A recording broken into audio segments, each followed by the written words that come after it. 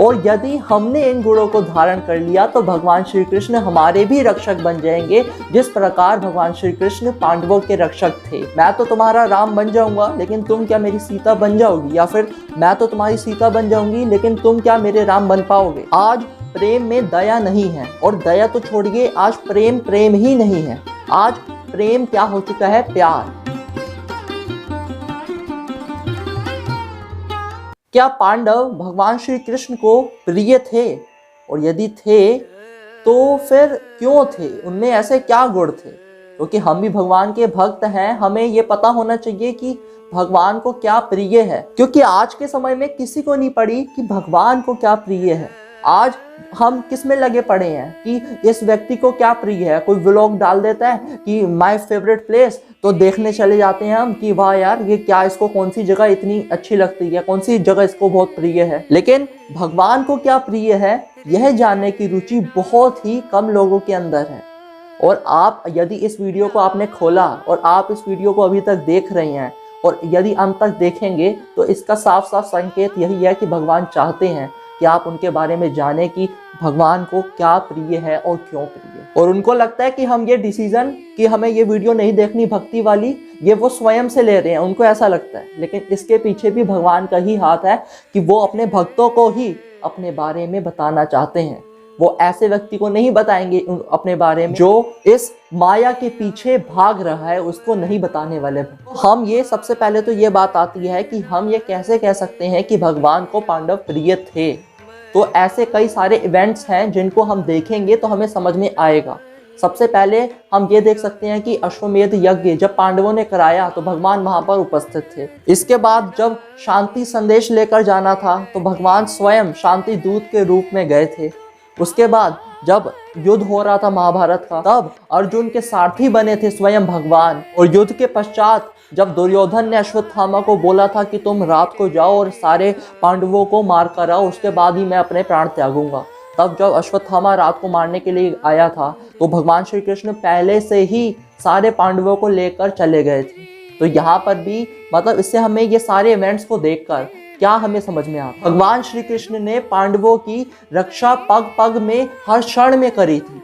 तो इससे हमें यही समझ में आता है कि भगवान श्री कृष्ण को पांडव प्रिय थे, लेकिन क्यों थे, इस प्रश्न का उत्तर जानने का प्रयास करते। तो जो पंच पांडव हैं वो पंच पांडव मनुष्यों के अंदर के पंच गुणों को सिंबलाइज करते हैं, उनका प्रतीक है। और यदि हमने इन गुणों को धारण कर लिया तो भगवान श्री कृष्ण हमारे भी रक्षक बन जाएंगे, जिस प्रकार भगवान श्री कृष्ण पांडवों के रक्षक थे। तो सबसे पहले यह जान लेते हैं कि पांच पांडव कौन से पांच गुणों को सिंबलाइज करते हैं मनुष्यों के अंदर के। तो युधिष्ठिर किस चीज का प्रतीक है, धर्म का, भीम बल का, अर्जुन प्रेम का, नकुल स्वरूप का और सहदेव बुद्धि का।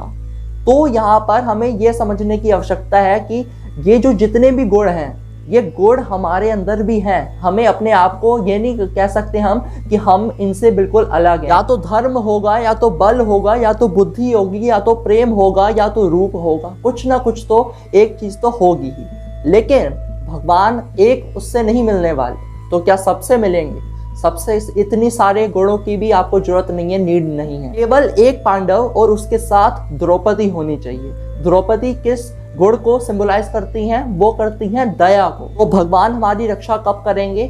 जब हमारे साथ या तो धर्म, या तो बुद्धि, या तो बल, या तो प्रेम, या तो रूप, इनमें से कोई एक गुण होगा और साथ में दया होगी, यानी द्रौपदी। तो कहने का क्या अर्थ कि यदि आपके पास बल है और यदि दया नहीं है तो उस बल का भी आप अनुचित प्रयोग करोगे। यदि आपके पास बुद्धि है और बुद्धि के साथ दया नहीं होगी तो आप अपने आप को पता नहीं अलग ही दिखाओगे कि मैं तो देखो बड़ा बुद्धिमान हूँ, आपके अंदर अहंकार आ जाएगा। और यदि आपके पास रूप है लेकिन उस रूप का भी कोई फायदा नहीं यदि आपके पास दया नहीं है। और प्रेम के साथ भी दया होनी चाहिए। आप बोलेंगे कि प्रेम के साथ तो दया होगी, मतलब दया होगी तभी तो प्रेम होगा।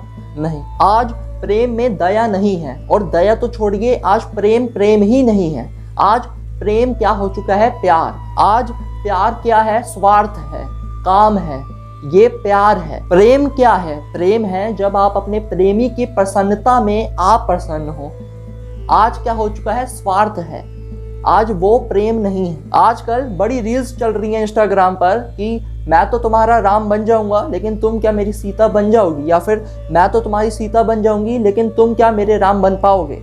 तो यहाँ पर भी क्या है, पहली बात तो भगवान से अपने आप को कंपेयर मत करो। हम भगवान के चरणों के धूल के भी समान नहीं है, तो पहली बात भगवान से अपने आप को, स्वयं को बिल्कुल भी कंपेयर ना करें। और दूसरी बात, यहाँ पर भी आप क्या देख रहे हैं कि मैं तो तुम्हारा राम बन जाऊंगा लेकिन तुम क्या मेरी सीता बन पाओगी, या तो मैं तुम्हारी सीता बन जाऊंगी तुम मेरे राम बन पाओगे। तो यहाँ पर क्या है, यहाँ ये तो प्रेम है ही नहीं। यहाँ पे जरूर एक स्पिरिचुअल एंगल दे रहे हैं लेकिन ये प्रेम नहीं है। यहाँ पर एक स्वार्थ तो है ही कि मैं तो बन जाऊंगा लेकिन तुम बन पाओगी। यहाँ पर भी हमें एक्सपेक्टेशन दिख रही है कि मैं तो बन जाऊंगा लेकिन तुम बन पाओगी, या फिर तुम बन पाओगे। तो यहाँ पर भी क्या है, एक्सपेक्टेशन दिख रही है। प्रेम में कभी एक्सपेक्टेशन नहीं है, स्वार्थ नहीं है, प्रेम में कोई मोह नहीं है, कोई काम नहीं है। प्रेम केवल वो है कि अपने प्रेमी की प्रसन्नता में ही आप प्रसन्न हो, इससे वो होता है प्रेम। लेकिन ये बहुत बड़ी चीज़ है, आज के हम सभी को ये चीज़ बिल्कुल भी समझ नहीं आएगी, क्योंकि हम ऐसे बनना ही नहीं चाहते और ना बन सकते हैं, बहुत मुश्किल है। हम तो भगवान से भी निस्वार्थ प्रेम नहीं करते, निस्वार्थ भक्ति नहीं करते, स्वार्थ छुपा ही है हमारी भक्ति में।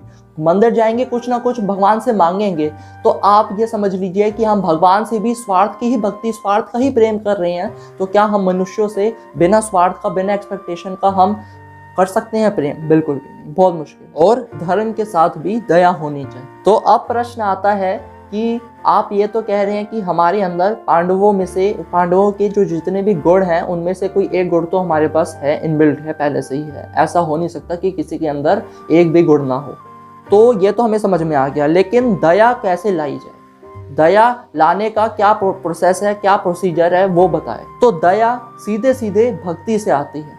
यदि आप भगवान का नाम जाप करोगे, दया आएगी। यदि सत्संग में जाओगे, भगवान के कीर्तन में जाओगे, भजन वगैरह सुनोगे, तो आपको भगवान की भक्ति आएगी, तो साथ ही साथ आप में दया भी आएगी। तो यही वो गुण है जो भगवान को प्रिय हैं और जिन गुणों को पंच पांडव सिंबलाइज करते हैं और जिसका प्रतीक है। और द्रौपदी को भी भूल मत जाइएगा, क्योंकि दया भी बहुत आवश्यक।